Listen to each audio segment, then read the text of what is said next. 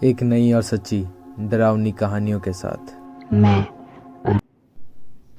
दोस्त एक ऐसा शख्स जिसे हम खुद चुनते हैं और वो हमारे दिल के बहुत करीब भी होता है। क्या हो अगर इसी दोस्त के कारण हम मरते मरते बचे। ये कहानी दो अच्छे दोस्तों की है। नगेंद्र और हिमांशु दोनों बहुत अच्छे दोस्त थे। ये घटना आज से 83-84 साल पुरानी है। इस घटना को मुझे मेरे नाना जी ने सुनाया था। नगेंद्र मेरे नाना जी का नाम ही है। उस समय नगेंद्र 11-12 साल के थे। उस समय नगेंद्र अपने दोस्तों के साथ खेल कूद किया करते थे।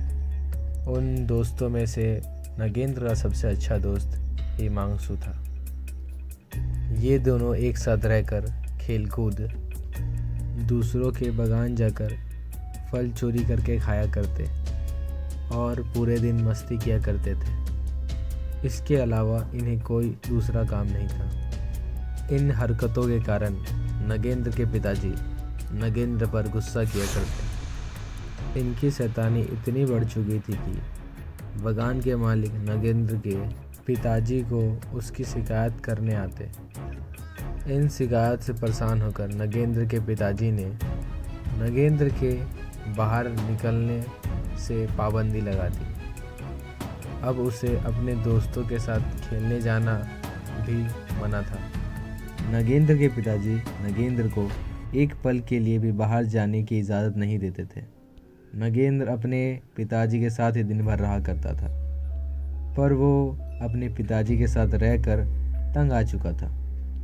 उसे तो अपने दोस्तों के साथ खेलना पसंद था, पर वो अपने पिताजी के डांटों से मजबूर रहकर अपने पिता के साथ ही रहता था। गर्मियों का मौसम आ चुका था और बागानों में आम फलने लगे थे। नगेंद्र अपने पिताजी से छिपते छिपाते दोस्तों के साथ बागान जाया करता, पर उसके पापा उसे पहले ही पकड़ लेते, जिससे वो कहीं भी जा नहीं पाता था। नगेंद्र अपने दोस्तों के साथ खेलने ना जा पाने के कारण दुखी हो चुका था। एक दिन हिमांशु नगेंद्र से मिलता है और उसे बागान में लगे आमों के बारे में बताता है। हिमांशु की बातें सुनकर नगेंद्र को भी बागान जाने का मन तो करता है, पर वो जा नहीं सकता। नगेंद्र को भी बहुत मन करता है बागान जाकर बागान में आम चोरी कर कर खाने का।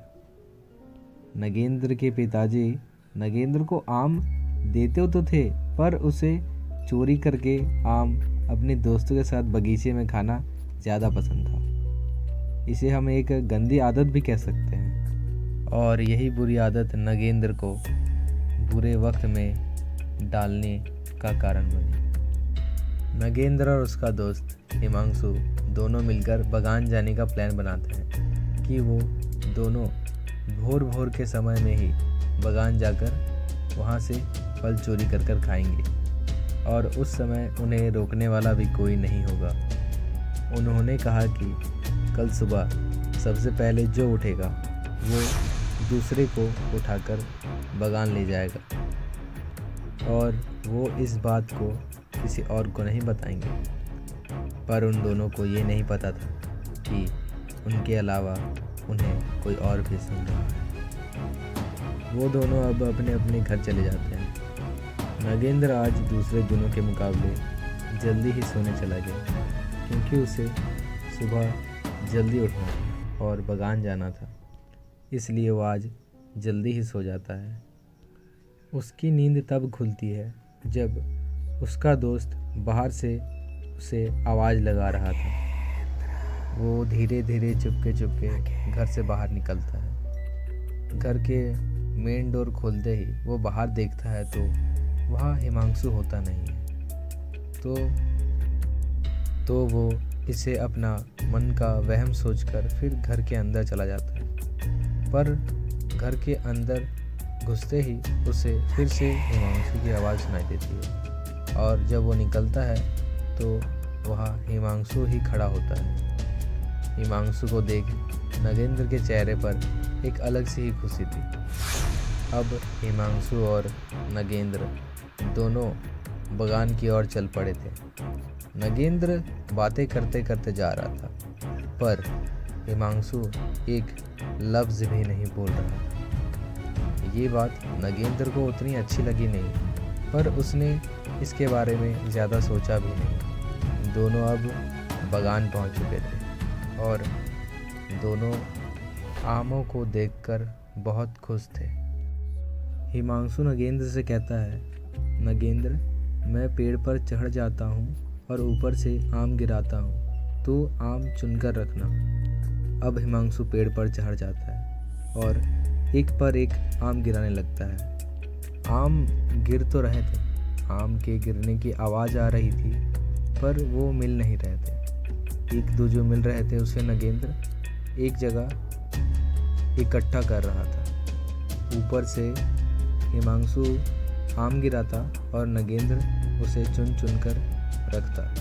नगेंद्र चुनते चुनते थक चुका था, उसकी गति धीमी हो चुकी थी, अब उसके पैर चल नहीं रहे थे। पर हिमांशु ऊपर चढ़े चढ़े बहुत सारे आम एक पर एक गिरा ही रहा था और धीरे धीरे नगेंद्र की चाल धीमी ही पड़ती जा रही थी। पर हिमांशु नहीं रुक रहा था। हिमांशु एक आम गिरता, फिर एक आम गिराता और ऐसे ही वो एक पर एक आम गिरा ही रहा था। उसी समय नगेंद्र के पापा बगान आ पहुंचते हैं। नगेंद्र अपने पिताजी को देख डर जाता है और अपने पिताजी से दूर भागने लगता है। नगेंद्र के पिताजी गुस्से में नगेंद्र से पूछते हैं, तू इस समय यहाँ क्या कर रहा है? नगेंद्र डरते डरते बताता है कि मैं और हिमांशु यहाँ आम तोड़ने आए हैं। नगेंद्र के पिताजी गुस्से पर आके बोलते हैं कि तू झूठ क्यों बोल रहा है, यहाँ आम कहाँ है? अपने पिताजी से डरता नगेंद्र पिताजी को डरते डरते उस जगह ले जाता है जहाँ उसने आमों को इकट्ठा करके रखा था, पर उस जगह पर एक भी आम नहीं होता है, बस पत्थर ही पत्थर होते हैं। नगेंद्र इन पत्थरों को देख चौंक जाता है, क्योंकि उसने इतनी देर जिन्हें आम सोचकर चुन चुन के रखा था वो अब पत्थर बन चुके थे। नगेंद्र के पिताजी अब बहुत गुस्सा हो चुके थे। उन्होंने गुस्से में पूछा कि तेरे साथ आया हिमांशु किधर है? नगेंद्र ने पेड़ की तरफ इशारा किया, पर पेड़ के ऊपर हिमांशु नहीं था। पर नगेंद्र जब उस पेड़ की ओर देखता है तो उस जगह पर हिमांशु के अलावा कोई और होता है, जो कि पेड़ से बंधा हुआ वहाँ लटक रहा था। ये बस नगेंद्र को ही दिख रहा था। नगेंद्र के पापा को ऐसा कुछ वहाँ नहीं दिख रहा था। नगेंद्र बिल्कुल ही सुन पड़ चुका था। उसे अपने पिताजी की भी आवाज़ सुनाई नहीं दे रही थी। नगेंद्र बस एक लगातार उस पेड़ की ओर देखे ही जा रहा था। उसकी नज़र पेड़ से हट ही नहीं रही थी। वो बिल्कुल उस जगह पर जम सा गया था। नगेंद्र के पिताजी उसे वहाँ से टान कर ले जाने की कोशिश कर रहे थे, पर नगेंद्र थोड़ा सा भी वहाँ से हिल भी नहीं रहा था। नगेंद्र के पिताजी ने गुस्से में आकर नगेंद्र को एक चाटा मारा, तो जैसे कि नगेंद्र को अभी होश आया हो। नगेंद्र अब अपने पिताजी के साथ जाने ही लगा था तो पेड़ से किसी ने बहुत बड़ी पत्थर नगेंद्र को फेंक मारी और वो नगेंद्र के सर पे जाकर लगा, जिससे कि नगेंद्र वहीं पर ही बेहोश हो गया। नगेंद्र की जब आँख खुलती है तो शाम का समय हो रहा था। नगेंद्र का सर भारी लग रहा था क्योंकि उसके सर पर चोट आई थी। हिमांशु भी नगेंद्र के घर पर ही था। नगेंद्र ने चिल्लाते हुए हिमांशु से कहा कि तूने मुझे कल रात को पत्थर क्यों मारा था?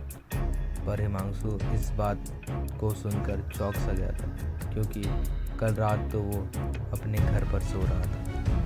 हिमांशु ने नगेंद्र को बहुत समझाने की कोशिश की कि कल वो उसके साथ कहीं नहीं गया था, पर नगेंद्र अपने बात पर अड़ा था, क्योंकि उसके साथ जो कुछ भी हुआ था वो उसे झूठ तो नहीं मान सकता था। नगेंद्र ने कल रात हुई पूरी घटना को अपने माता पिता को बताया। उसके पिता ने नगेंद्र की बातें सुनकर नगेंद्र के पिताजी को पता चल चुका था कि कल रात नगेंद्र को किसी छलावे ने बुलाया था। सारे घर के लोग रात को सो चुके थे। आधी रात को नगेंद्र को फिर से कोई उसके नाम से बुलाता है।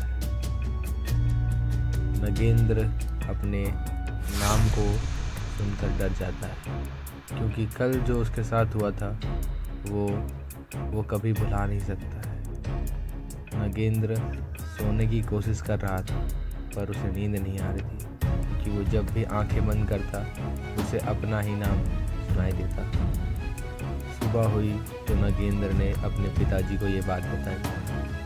नगेंद्र के पिताजी अपने गुरु को बहुत मानते थे। उन्होंने अपने गुरु को बुलाया और नगेंद्र को दिखाया।